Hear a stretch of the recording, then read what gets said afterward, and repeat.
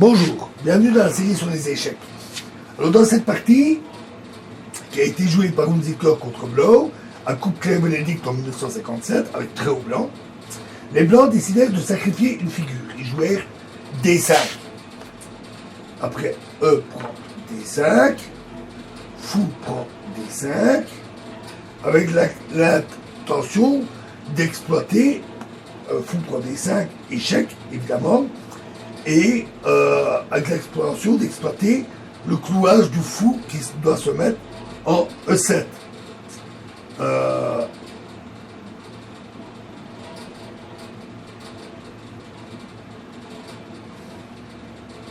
Oui, la tour ici n'est pas là, excusez-moi. Donc voilà. Avec l'intention d'exploiter le clouage du fou E7. Après, C prend D5, tour E1 échec, fou E7 et fou D6. Ceci afin de gagner au final du matériel. Mais les noirs décidèrent de jouer autre chose.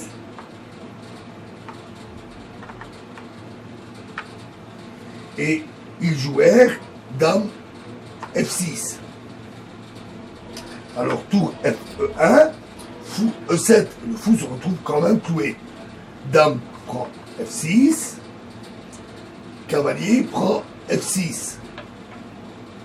Fou B3. Inutile de sacrifier la pièce maintenant.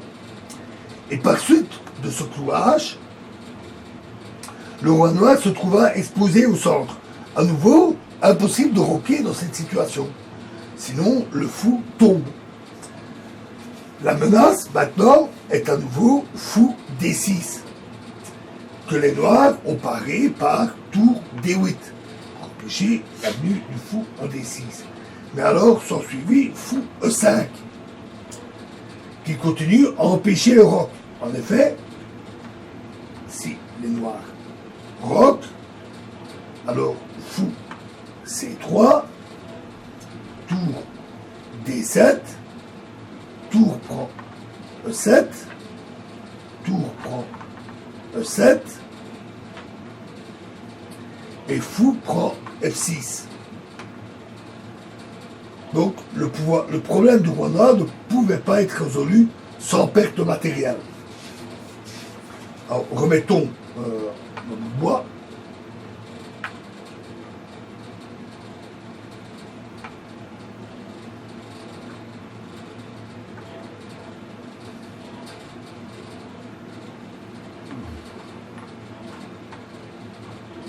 Donc à faire, les noirs ne peuvent pas roquer. Ça évidemment, Blow l'a remarqué facilement en réfléchissant à la position qui était assez tenue.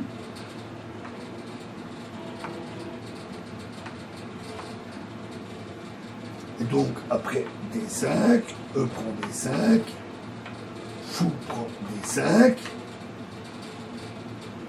Dame là, Dame F6, tour E1 échec, fou E7, Dame prend F6, cavalier prend F6, fou B3, et donc tour D8, et fou E5. Et donc, à nouveau, ils ne peuvent toujours pas roquer. Donc après, ils jouèrent roi F8 pour déclouer leur fou, et tant pis pour le roc. Et donc, ici, ils jouèrent fou B2. Alors, un nouveau clouage s'est produit. Le cavalier est cette fois-ci bloqué à cause de la tour sur la grande diagonale. Et les blancs tirèrent rapidement un avantage décisif. Tour E8, toujours pour libérer leur fou, mais alors, tour prend E7. Roi prend E7.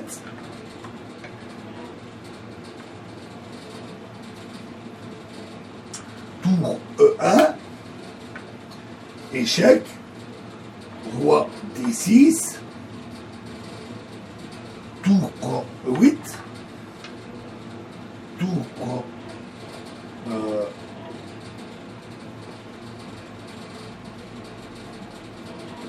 tour prend E8, et fou prend F6. Déjà ici, les blancs ont un avantage matériel.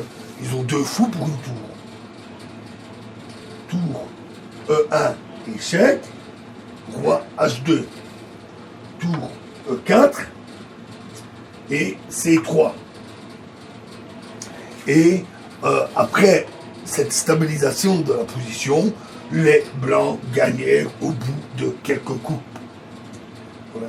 Une manœuvre très très intéressante en milieu de jeu. Voilà, nous verrons un autre exemple dans la prochaine vidéo. Je vous remercie.